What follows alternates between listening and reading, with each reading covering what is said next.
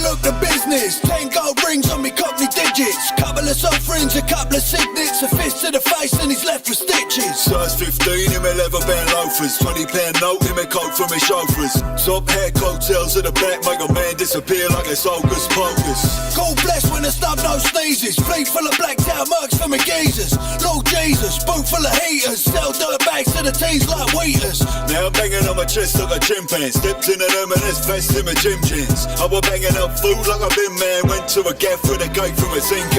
I made a 2-bed flat me pellish. I made a 2-pint start me jealous. Silk boxes they hold me fellish. Dragged up me pack of man shopping in Paris. Yeah, I'm a grumpy git. I got fingers thicker than a chunky chip. My handshake strong like a monkey grip. And I can crumble a man if I punch a rib. Grab the dome, I don't want diseases. Furthermore, I don't want to spread my genus. Coitus is easy like ABC. These birds wanna gobble up the D when they meet us. Timeless style, walk with panache. Bald on the top, long hair at the back. Eyes on the motor, bills in the stack. These birds wanna bump when I flash this cash. Cash rules everything around me. Cream get the money, chuck it on the Yorkshire's. You get rich like me, son, you best sign a prenup. You're the one divorces. Licking off shots as I walk my schnazzer. The fiend stepping up for the marching batter. Dishing that food like a delicatessen, cause I'm a bad me cheese fella, I love me gator. 3-piece press and I look the business. 10 gold rings on me cockney digits. Couple of soft rings, a couple of signets. A fist to the face and he's left with stitches. Size 15 in my leather band loafers. £20 note in my coat for my chauffeurs. Top hat coattails at the back make a man disappear like it's Hocus Pocus.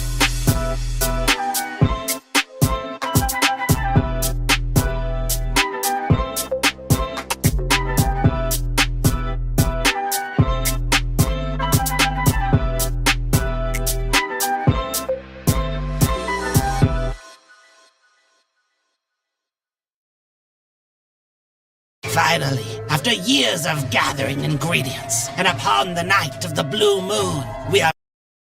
Finally, after years of gathering ingredients, and upon the night of the blue moon, we are ready to summon the great 𝗟𝗪𝗺𝗲. We need only place the final few ingredients to the summoning circle. Dust of a virgin pixie, seed of gnome, and of course a squirt of lemon. Who has summoned the great 𝗟𝗪𝗺𝗲? Well, we have great Razul, and we offer gifts. A virgin for sacrifice. I thought this was a board game night. A virgin for pleasure. Okay. And a golem of flesh, stitched from the body parts of virgins. Fucking kill me! Yes, very good. But as you know, to be free of this circle, I must grant you one wish. What do your hearts desire? Yes, of course. We wish for... More virgins! We want gold! Kill all gnomes! You rogues! No, you only get one wish. Let's just... Silence!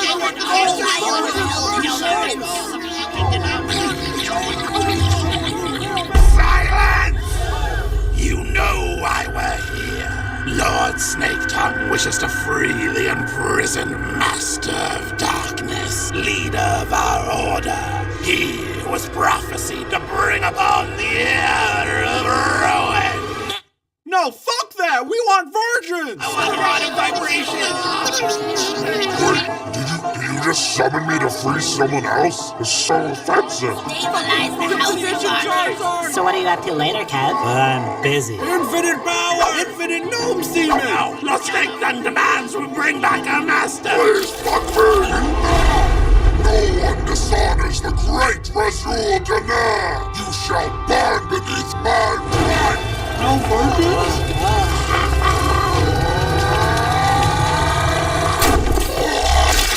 Snaketongue, what's all this racket? What did I say about having friends over after midnight? Did you take my crown again? Back, Snaketongue, back!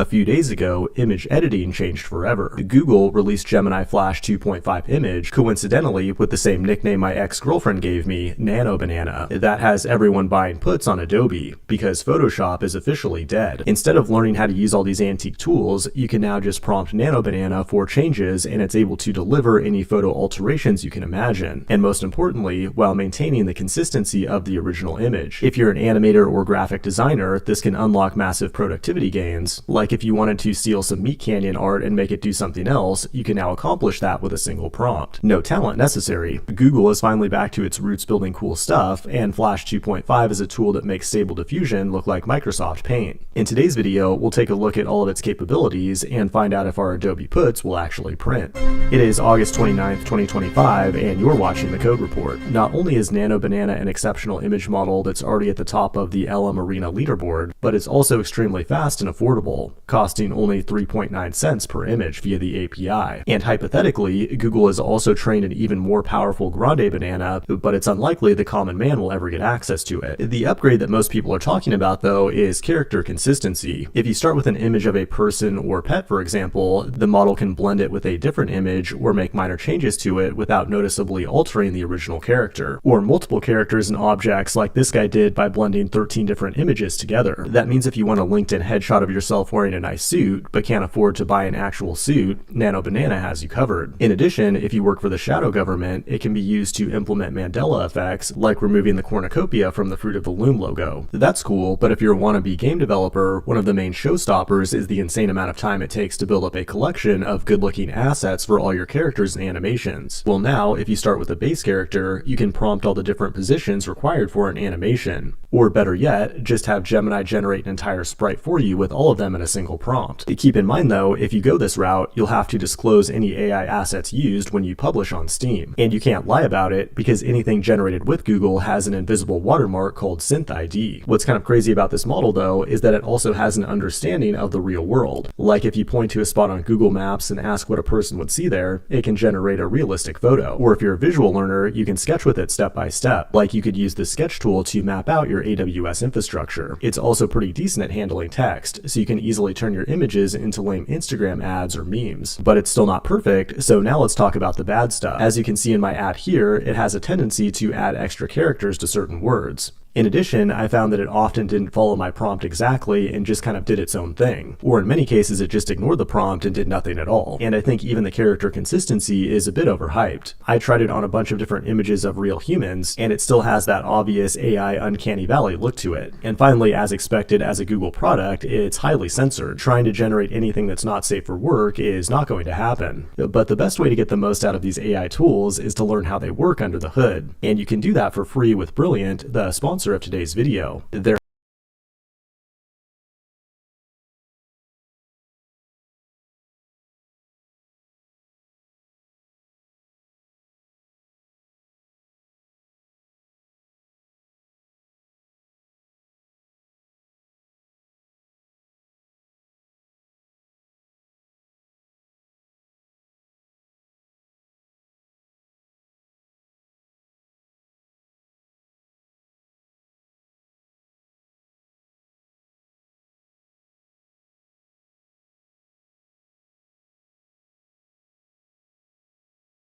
You know, there are times, admittedly very rare times, when I actually start to believe that Hollywood might be learning lessons from the past few years of box office flops, ballooning budgets, insufferable actors, and relentless attacks on their own customers. Then I watch something like The Electric State, a bloated, meandering, tedious, derivative, and lazy sci-fi action movie that doesn't know what it wants to be or what sort of story it wants to tell, that's weighed down by lazy, phoned-in performances from its normally talented cast, and that cost a frankly absurd $320 million to produce.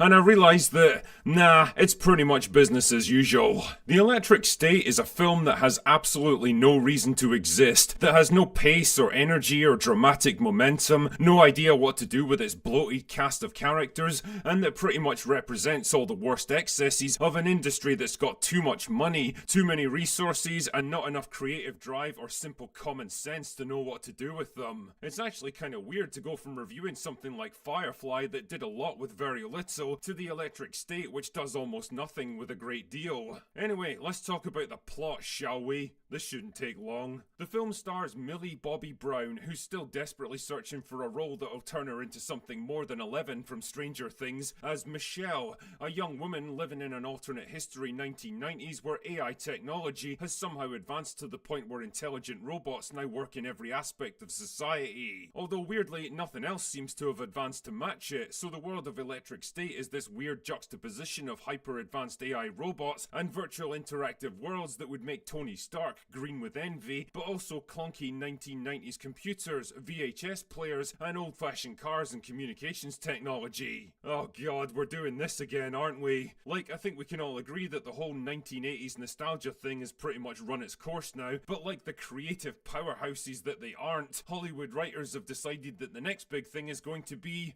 90s nostalgia. Son of a bitch!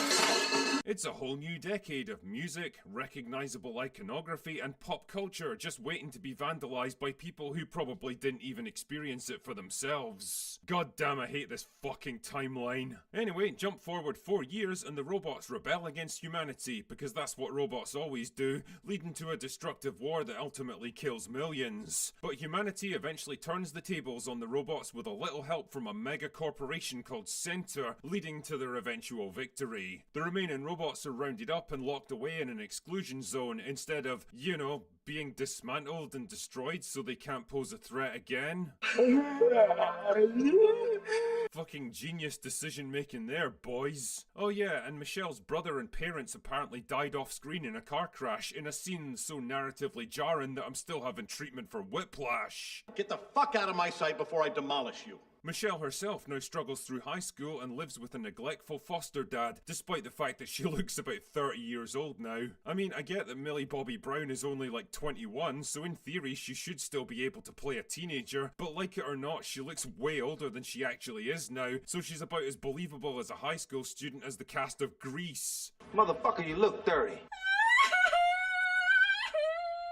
Anyway, I digress. So Michelle is home one night when a robot named 𝗕𝗏𝗵 breaks into her house and she discovers that it seems to have the personality and memories of her brother, who's apparently still alive and controlling it remotely. She believes the answer lies somewhere in the exclusion zone, so she hitches a ride there and soon runs into Chris Pratt, who's a former soldier turned black market smuggler. I mean, I guess his character has a name, but really, who fucking cares? He was hired to play Chris Pratt in this movie and that's exactly what he delivers, for better or worse. Meanwhile, Stanley Tucci, the head of Center, finds out that Michelle's brother managed to download his consciousness into 𝗕𝗏𝗵 so that he could escape from the facility they've been keeping him in for the past few years. Oh yeah, her brother's been wired into their mainframe to become a kind of human supercomputer because sure, that's a thing you can totally do with 1990s level technology. And since his consciousness is now split between the mainframe and 𝗕𝗏𝗵, their network is starting to fall apart, so Stanley Tucci dispatches Giancarlo Esposito in a robot body to hunt down 𝗕𝗏𝗵 and bring him in. Right. How is this movie even real? Chris Pratt and Michelle eventually run into the abandoned robots who still live in the zone, led by Mr. Peanut Head, and wow, that's a sentence I never thought I'd find myself saying. So robotic Giancarlo Esposito shows up with an army of robot drones and takes Michelle's brother back to Center headquarters. Are you thinking what I'm thinking? That's right, Michelle and Chris Pratt team up with Mr. Peanut Head to lead an army of robots against Center headquarters to take down Stanley Tucci and save her brother. But then he decides he's too badly injured to survive in his real body, which is kind of weird because he seems to have no visible injuries and looks to be perfectly healthy, but whatever, the script needs the rest of the plot to happen. So Michelle unplugs him and he dies and all the enemy robots shut down conveniently and the world goes back to normal. And that's it, that's the plot for The Electric State. What a piece of shit. Honestly, after experiencing the 2 hours of self-inflicted suffering that is this movie, I was genuinely angry by the time it was over. Not only because I'd sunk 128 minutes of my life into something so completely boring and forgettable that I was struggling to remember what was even going on while it was happening, but because I couldn't help thinking about all the other stuff that could have gotten made instead of this complete anal excretion. For the price of this one movie, you could have financed 21 Godzilla minus ones or 10 seasons of Firefly. You could make Terminator 2 3 times over and still have money to spare. And it's not like every penny of that ridiculous budget is up on screen either. The CGI is passable at best and dog shit at worst. There wasn't a single moment of spectacle that even vaguely impressed me, and even the action set pieces are depressingly bloodless and unimaginative. Movies like The Creator were made on a budget of $80 million and somehow looked way better than this turds. I don't know, maybe they spent all the money on their cast, which on paper is impressive at least. Getting Chris Pratt, Giancarlo Esposito, Stanley Tucci, Woody Harrelson, Anthony Mackie and Brian Cox all together in one movie is pretty impressive, but they're all just playing the same stock characters they've done a million times before, with about as much depth as the puddle of piss that had formed under my chair by the time the film was over, and you can almost feel the boredom radiating out through the screen. Everyone just feels like they're phoning it in for a quick and easy payday, and honestly, I wouldn't be surprised if that's what actually happens. Ky-Hee Kwan is the only one who actually seems to be trying here, and as much as I love the fact that he's making a late career comeback, he's in the movie for like 5 minutes before they kill his character off. Fuck off, film. Brown and Pratt have got absolutely no chemistry together, probably because the script seems a bit confused about what it even wants from them. There's too much of an age gap for a romantic relationship, Pratt's character is too immature for a father-daughter kind of connection, and they're too different for a generic friendship, so like everything else in this movie, they just kind of meander along with no idea what they're supposed to be doing. Even the direction is disappointingly apathetic, like the Russo brothers were coerced into making this film and vowed to put as little effort into it as possible. I've heard people try to make the argument that this film was written as a goofy comedy caper that you're not supposed to think too much about, which is a bullshit argument in the first place because even comedies can make sense, and second, anyone who's actually watched the film would know that it absolutely wants you to take its characters and stakes seriously. The Electric State wants to be seen as some beautiful tragic fairy tale about family bonds, the power of love and sacrifice, the nature of humanity and consciousness, and the ethical questions that arise when you create those things with technology, but it's kind of difficult to buy into grand philosophical ideas like that when you're watching Mr. Peanut Head having a sword fight against Giancarlo Esposito in a mech suit. Yes, I can definitely smell shite.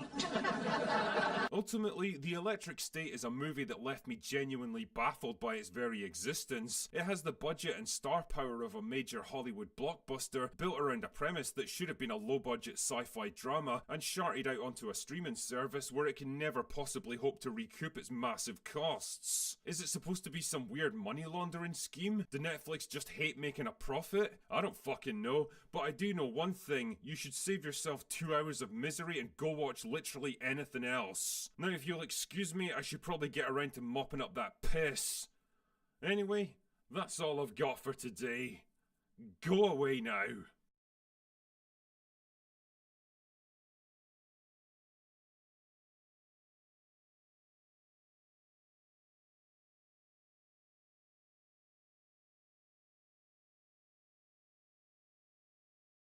Give me that mug. Oh! Oh! Oh! Oh! Oh! Oh! Oh! Oh! Hey! Where'd he go? Something big is going down. Very big. I am not taking out any Metal Gears. Die, monkey! Ow! Oh! Oh, he's killing me! You're under arrest. There. Gotcha. Gotcha, monk. Still in a dream, snake eater. Gotcha. Oh, he's got a shield. He's invincible. Ah, I'll use the microphone. Get that monk. Oh, I like how they fall down the hill. Gotcha. Here's a monk. Oh no, he died! Oh no, there he is.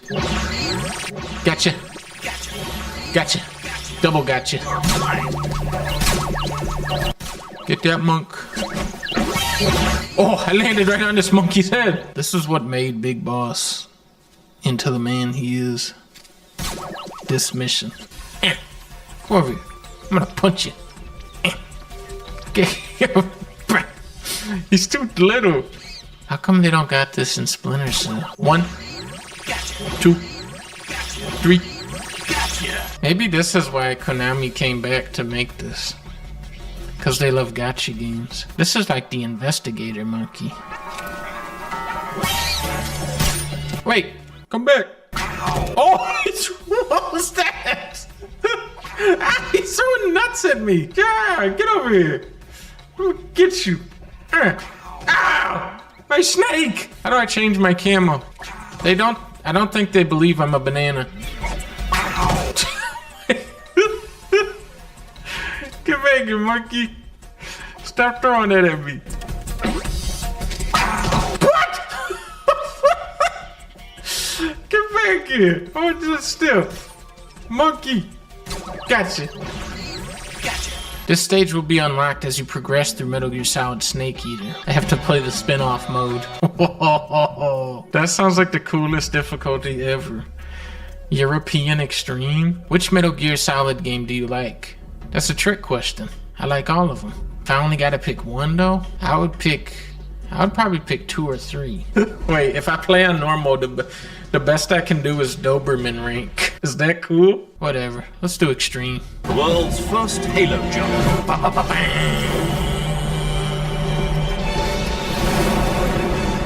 Oh, here he goes. Here he goes. Now, he didn't have to do those spins. That was just for style. Virtuous mission. Virtual mission. No, the virtuous mission. Virtual mission.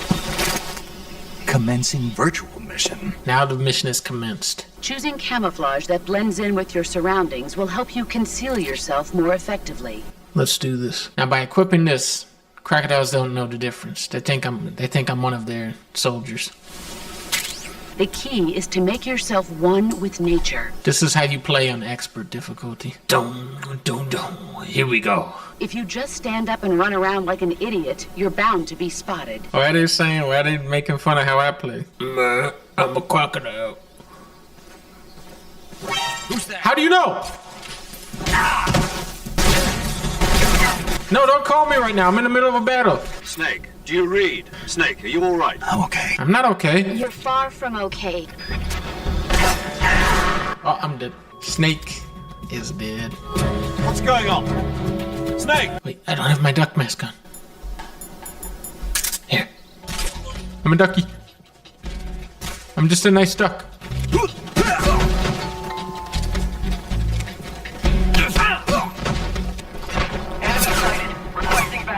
My plan is working. It needs a little work. Enemy sighted. Requesting backup. How can they see me? I don't get it.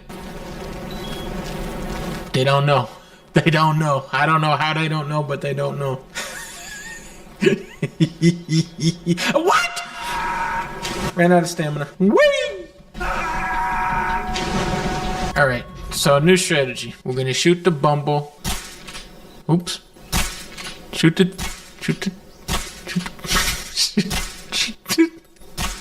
Fuck. That. Man. Redo. When is the Gator Golf level? Every level is the Gator Golf level when I'm playing. On extreme On extreme difficulty, they see right through your crocodile suit. They know you're not a real crocodile. Makes the game 100 times harder. You don't know, you don't know. You don't know. How does everybody know? We're under enemy fire. No, you're not. Position is unknown. I need this bird. I need this bird too. Don't. Oh, my bird. There we go. Nice birdo jump. Oh no! Go! Go away! Bump. Uh-oh. They threw a grenade. There have only been 2 gamers alive who've ever beaten this game on extreme. Witness the power of CQC. This is good graphics during these little cutscenes. Precisely. America's truly a frightening country. Hey, don't talk shit about America. We have Taco Bell. Take me to America. Quickly. What's he doing with his hands? He's trying to like do a Dragon Ball move. Now this is before he hypnotized himself to think that he was a different guy.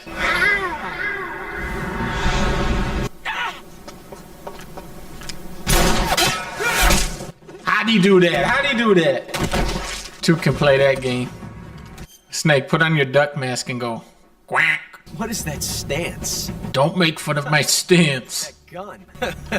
It's not funny. It's not funny.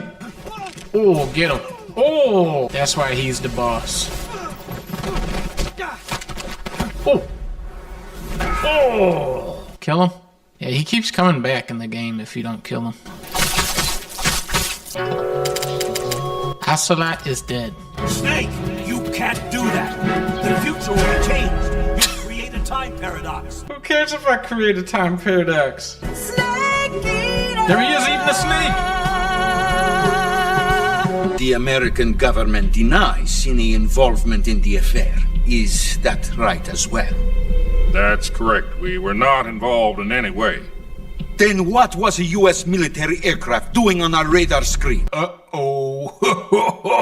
You got us on that one.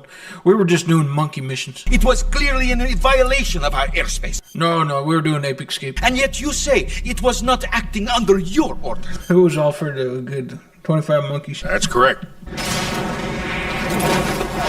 What the hell? What? That's not gonna work. The parachute didn't even work. It just... Alright, he's good. I'm changing my code name. Wait a minute, Snake. I came up with a cooler code name now. I picked the wrong one. Did you ever see the movie The Great Escape? Came out last. This is a sneaking mission. Burn in hell. Incredible. The feeding ramp is polished to a mirror sheen. The slide's been reinforced, and the interlock with the frame is tightened for added precision. The sight system is original too. Thumb safety is extended to make it easier on the a long type trigger with non-slip. A ring hammer. And not only that. What did you say? It's a nice gun, I'll give you that. But the engraving gives you no tactical advantage whatsoever. Oh, they're trying to get me with that. I see that. I see that. Nah. Is that a claymore? Which way is it facing? Is it facing towards me? I can't tell. This is the safe side, right? I'm on the safe side? Yeah, I'm on the safe side. I have an idea. You can jump over this rope. What if I rolled over the claymore? My plan was smart. It'll work. See? If I land on the dog, it should be able to stun him. I'll go through this hole. Dogs don't know. No, doggy, wait. What? Bye-bye. Go off, you stupid claymore. Blow him off. There you go. Where is my mousetrap? Take this. Now come get this cheese. You know you like to. He went right over it. Get that cheese. Come on. Go ahead, go get it. Get the cheese. Come on. Ha! Go ahead, fall for it.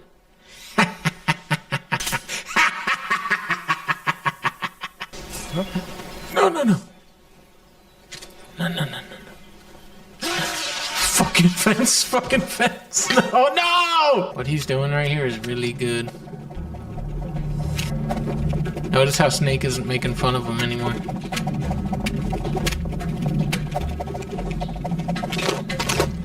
Think a mousetrap works on a crab? Let's find out. Come on, crab. It's working. It worked! It does work! We are the sons of the boss! The bumblebees? I am the pain. More like the pain in my ass. Am I right? Let's get started. Oh no, he's doing his dance. Each boss has an iconic dance. Where did he get that gun? Says, when does he have a gun? He doesn't have guns, he only has bees. Snake, what happened? What happened is he brought out a damn gun. It's bees in the shape of a gun? Oh, that's ingenious. What if I go onto his platform and set a mousetrap? Stop shooting!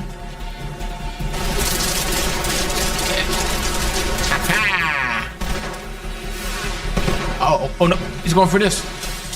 Froggy! Oh no, grenade! Take this.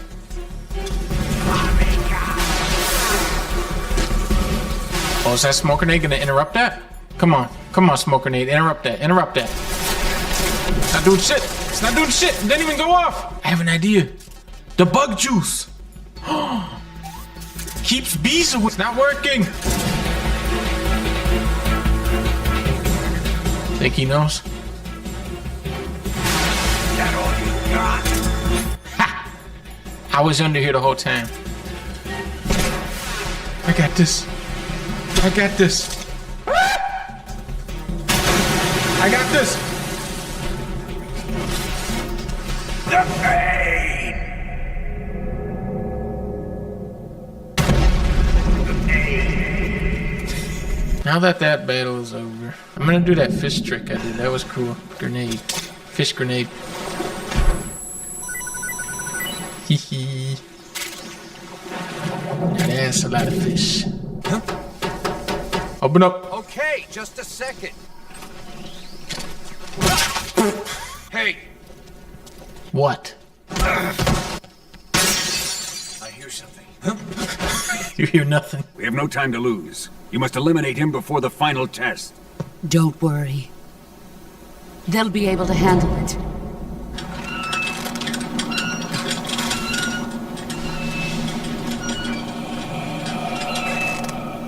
The old man is always sleeping. Is he all right? The end is saving what life he has left in him for battle. Normally, he's dead. But he'll wake up when the time is right. I'll just shoot him right now. Did I win? He blew up. The end.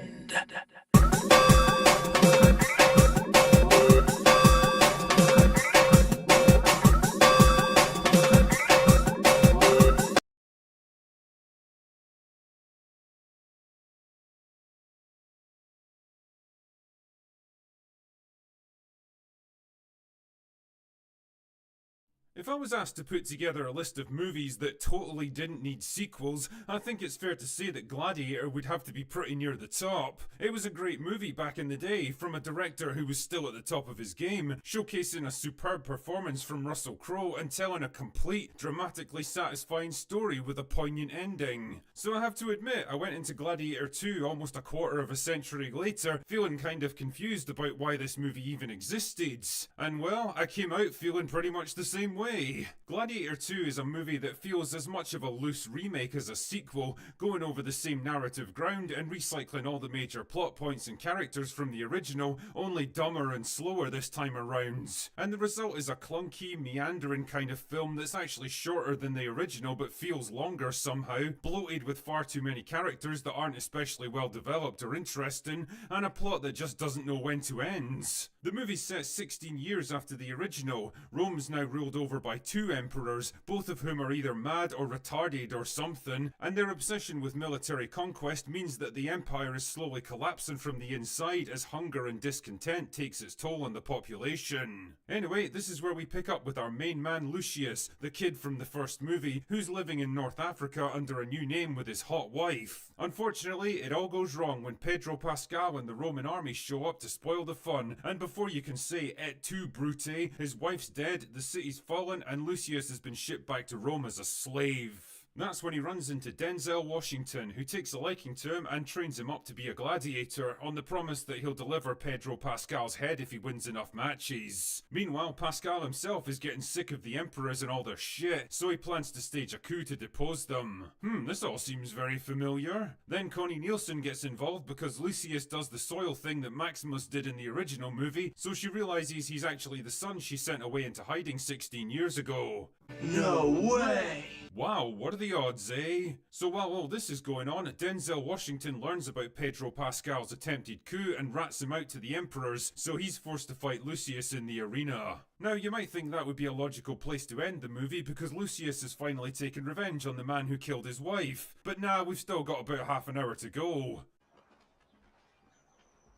Fuck. So the Roman people are getting a bit pissed off with all this nonsense and start fiery but mostly peaceful protests all around the city, and Denzel Washington manages to play the two retarded emperors off against each other so he can take power for himself. But wouldn't you know it, Lucius and the gladiators escape and go on a rampage just as Pedro Pascal's armies show up, because I guess they're willing to fight and die for a man that they've never met, don't even know exists, and only have an old ring as proof that he says what he means. Oh yeah, and Connie Nielsen gets shot in the chest with an arrow by Denzel Washington because, evil, I guess. Then there's a big standoff with the two armies outside the city, and Lucius and Denzel Washington have a sword fight. A flabby 70-year-old senator versus a 28-year-old bodybuilding gladiator. Guess who wins? Then Lucius delivers a long rambling speech about saving the Roman dream. Save the dream! And that's it, that's the plot for Gladiator 2. Really?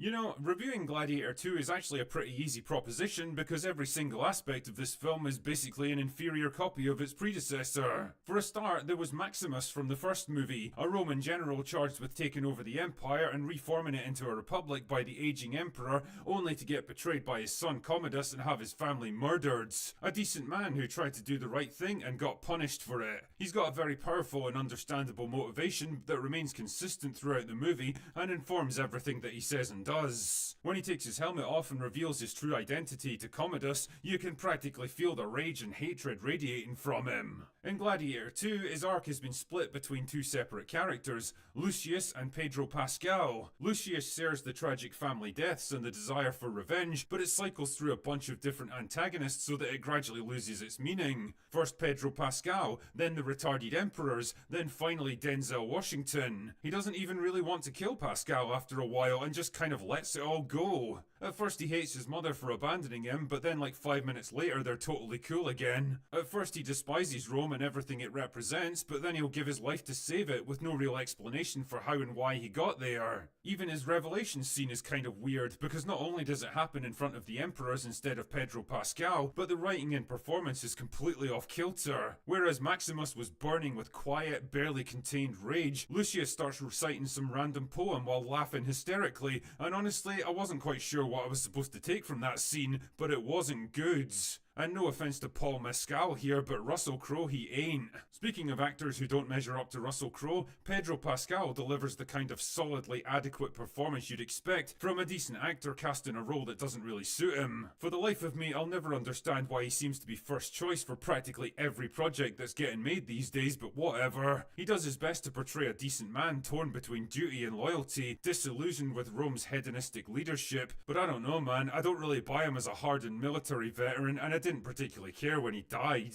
Denzel Washington's another weird choice for this film. I mean, I love the guy and he's one of the greatest actors of his generation, but he sticks out like a sore thumb in this movie with his New York accent and his modern day mannerisms. God only knows what kind of direction he was given, but I'm pretty sure it wasn't act like you're in a historical epic, Denzel. His motivations are vaguely defined and poorly realised, and I kept thinking he must have some cunning plan left to spring at the finale, but nope. He literally challenges a man half his age to a sword fight and acts surprised when he loses. What a waste of an awesome actor. But you know who isn't awesome? The two retarded emperors who deliver some of the most ridiculous overacting I've ever seen in a mainstream movie. I mean, how the hell did they even get away with this? I'm especially disappointed in Joseph Quinn, who was superb as Eddie in Stranger Things, but he's completely out of his depth here. But even the best actors in the world couldn't make these two characters believable because they're so comically sadistic and evil for the sake of being evil that they feel more like cartoon characters. Commodus from the first movie was actually a pretty great antagonist with consistent values and motivation that informed everything he did.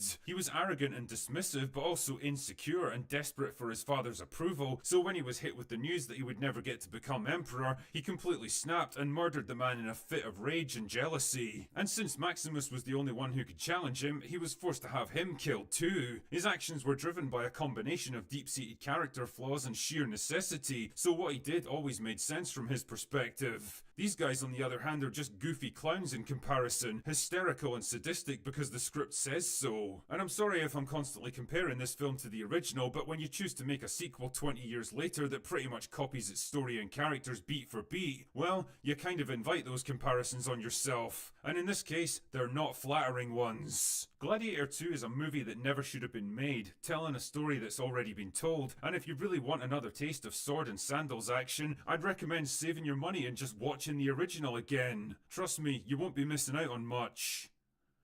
Anyway, that's all I've got for today. Go away now.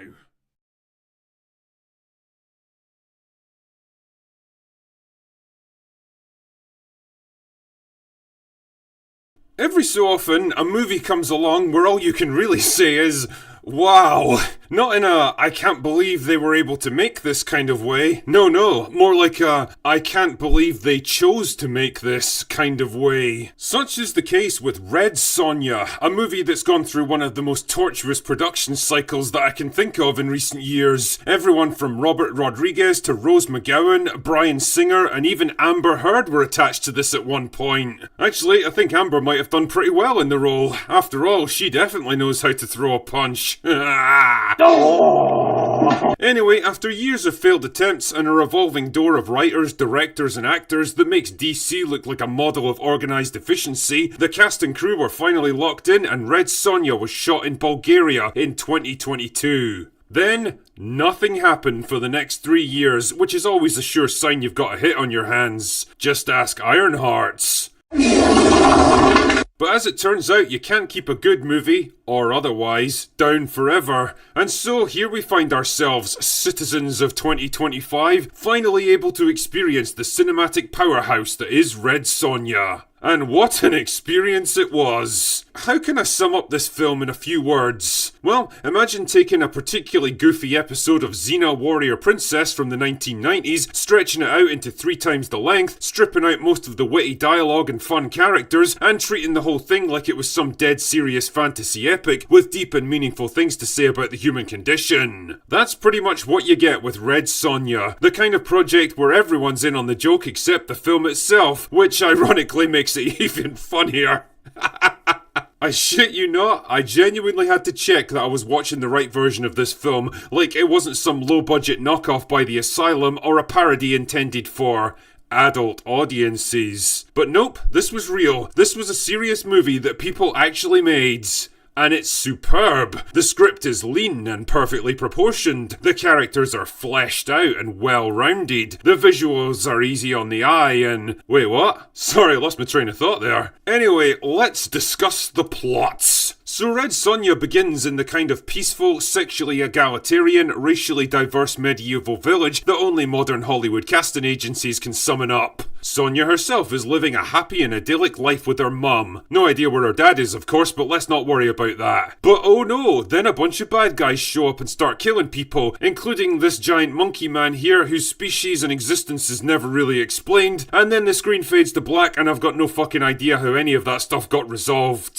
It doesn't matter though, because we skip forward like 20 years and Sonja's now living happily as a hermit in the forest. And fuck me, they must have some pretty good beauty salons out there, because she looked like she just walked in from the streets of Beverly Hills. Anyway, whatever. Her peaceful life is interrupted when hunters show up and murder a bunch of innocent forest animals, so she tracks them back to their camp for a bit of good old-fashioned payback. I mean, there's like 100 of them, including fully armed soldiers, so I'm not really sure what she expects to accomplish, but she's like, nah, it'll be fine. But as it turns out, it is not fine, and pretty soon she loses a fight to this albino chick who left her eyebrows at home, and ends up getting thrown into the gladiator pits to fight for sport. And apart from one guy who's a legit cage fighter in real life, I love how the male and female gladiators all look and act like they've never thrown a punch in their entire lives, and live harmoniously together in mixed accommodation without a single forceful game of hide the sausage. Yeah, sure, okay. Rhona Mitra is amongst them for some reason, looking like she couldn't give less of a fuck if she tried. To be fair, I probably wouldn't either if I was in this movie. Ah well. I think this chick here is my favourite though. If ever there was one image that sums this film up perfectly, it's this right here.